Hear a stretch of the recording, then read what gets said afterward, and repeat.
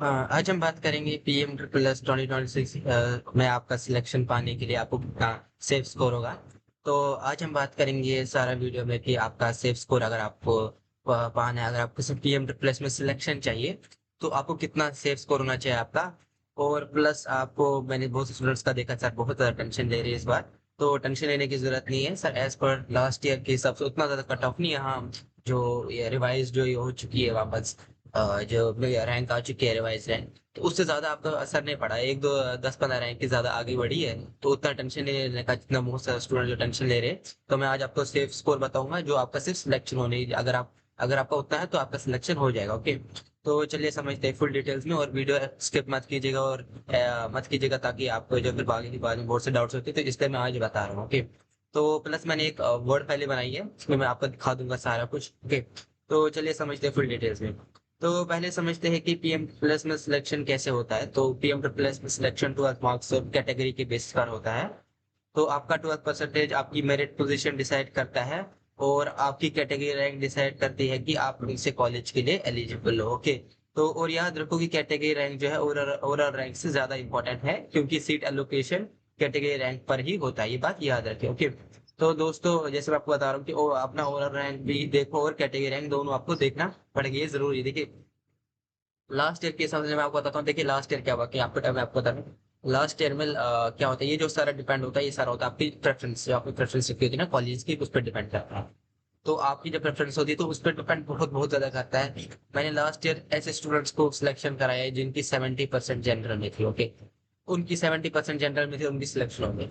General के बता रहा हूँ, 70% की 12 क्लास, तो उनकी सिलेक्शन हो गई। वो कैसे होगी, जो उन्हें जो प्रेफरेंस जो थी, उन्हें जो कॉलेज की प्रेफरेंस थी वो बहुत सही तरीके से करी थी। ओके, तो वही मैटर करती है इसमें। ओके, अब मैं आपको बता रहा हूँ कि मैं आपको लास्ट 3-4 ईयर्स के प्रेडिक्टेड लिस्ट बता रहा हूँ। ओके, तो मैं आपको बताऊंगा, तो अब मैं आपको डायरेक्टली दिखा देता हूँ अपना वर्ड फाइल। ओके, तो ये है वर्ड फाइल। ओके, तो इसमें जो है सबसे पहले हम बात करते हैं कैटेगरी, पहले हम करेंगे ओवरऑल रैंक करेंगे। जैसे ओवरऑल बात करेंगे तो जनरल का अंडर 3000 अगर आपको है रैंक, ओके, अंडर 3000 अगर आपका रैंक आ रहा है, और 12 का परसेंटेज अगर आपका 80 से 85, ओके, तो वैसे आपको इस देखिए इससे बिलो भी हो सकता है। मैं आपको बता रहा हूँ, मैंने 70 लास्ट टाइम में 70% पर हुआ है सिलेक्शन। ओके, और इस बार तो इससे कम कंपटीशन। ओके, ये जो सारा मैटर करता है, ये आपकी प्रेफरेंस चॉइस, प्रेफरेंस करता है, चॉइस भी प्राप्त करता है, आपने कैसी चॉइस लगती है। ओके, तो मैंने अभी आपको एक से बता दिया कि अगर आपका 80 से जनरल में आपका 80 से 85, ओके, 80 से अगर इससे बिलो भी हो सकता है, आप टेंशन मत लीजिए, आप 80 से 85 है और जनरल में, और अगर आपका ओवरऑल जो 3000 के बिलो है, इजीली आपका ना आप सिलेक्शन हो सकती है, आप टेंशन मत लीजिए। आपको राउंड 3 तक इजीली आपका सिलेक्शन हो सकता है, टेंशन मत लीजिए। इजीली इजीली आप बोले इजीली, आपका इवन राउंड 1 में भी निकल सकता है, अगर आपकी प्रेफरेंस सही होगी। अगर आपकी प्रेफरेंस है कि आप, अगर आपका जनरल में ये होगा 2000 के अंदर है ओवरऑल, आपका इजीली इवन आपका सिलेक्शन सही होगा, आपका राउंड प्रेफरेंस सही होगा, तो आपका जो है राउंड 1 में भी निकल सकता है। इसके बाद एससी में अगर आपका 4000 अंडर 4500 है, और आपका 12 का परसेंटेज 73-75 है, तो आपका इजीली सिलेक्शन हो जाएगा, ये बात याद रखिए। एसटी में अगर आपका 4500 है और आपका जो 12 का मार्क्स 72 से 74 है, तो आपका इजीली सिलेक्शन हो जाएगा।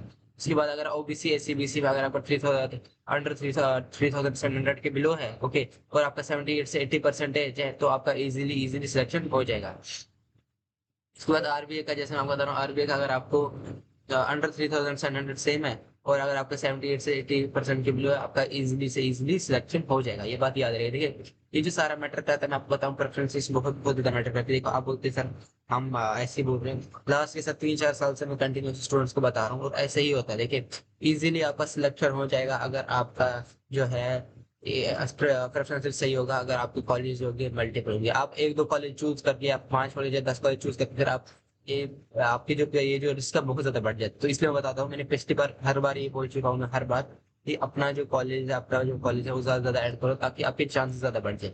और जिसको अपना लग रहा है डाउट कि मेरी सिलेक्शन नहीं हुई, तो आपको एज नंबर ऑफ कॉलेज आपको ऐड करने ही करने पड़ेंगे। ओके, तो ये बात याद रखिए, आपको ज्यादा से ज्यादा कॉलेज आप ऐड कीजिए। उसके बाद हम बात करेंगे जैसे और कैटेगरी रैंक की, कैटेगरी जो आपका रैंक होगा उसकी हम करेंगे सेफ स्कोर की बात। आपका सिलेक्शन, हम सिलेक्शन की बात कर रहे हैं। ओके, तो अगर हम बात करें जनरल की, तो जनरल में आपका अंडर 2500 होना चाहिए। ओके, अगर आपका 2500 जनरल कैटेगरी में है, आपका इजिली सिलेक्शन हो जाएगा। ओके, इजिली सिलेक्शन हो जाएगा, और उससे ज्यादा भी हो सकता है। मैं आपको क्या बता रहा हूँ, ये मैंने इस पर थोड़ा ज्यादा कट रखा है इसलिए, और इस पर कट ऑफ भी ज्यादा, तो इसलिए मैंने बोल रहा हूँ आपका इंटर डिपेंडेंट है, इसलिए हो जाएगा। एससी में अगर आपका अंडर अंडर एससी कैटेगरी में आपका अंडर 1500 है, आपका इजीली सिलेक्शन हो जाएगा, इजीली सिलेक्शन, कोई टेंशन लेने की जरूरत नहीं। एसटी में अगर आपका अंडर 1500 है, इजीली सिलेक्शन हो जाएगा, कोई टेंशन लेने की जरूरत नहीं।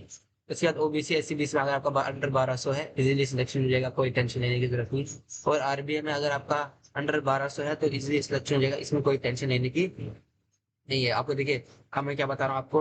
अब एग्जांपल लेते हैं हम कि एससी कैटेगरी के स्टूडेंट जो है, अब उसकी 12th में, जैसे मैंने बोला कि आप उसकी 12th में जैसे परसेंटेज लीजिए, एग्जांपल जो एससी कैटेगरी है उसकी 12th में परसेंटेज 73 है, ओके 74 ले लेते हैं। तो उसका और रैंक जो है 45 पे 100 है, उसका 400 200 4200, ओके ओवरऑल रैंक उसका सिलेक्शन हो जाएगा, ओके। बट मैं आपको क्या बता रहा हूँ, बहुत से फैक्टर जो अफेक्ट करते हैं का।